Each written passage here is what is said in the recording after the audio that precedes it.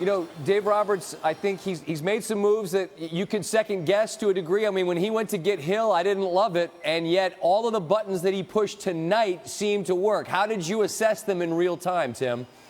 Well, that didn't make any sense. This was a beleaguered Dodger Exactly. bullpen. It was not supposed to be able to give them 4 1/3 shutout innings. Brandon Morrow's arm was hanging, and he threw 99 miles an hour tonight. Kenta Maeda had some trouble in Houston. He was great tonight. Tony Watson got some big outs. And then, of course, they went to the big boy, Kenley Jansen, for 6 outs, 3 up, 3 down.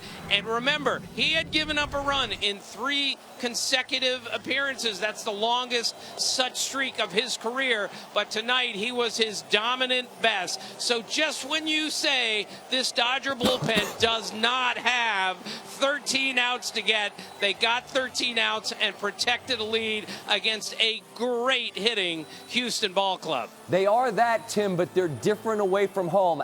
Outside of the very end of Game 2 against the Dodgers, which obviously we know Houston came back to win, the bats have not been the same away from home. How concerning will that be for them, as they've obviously got to be better on Wednesday night?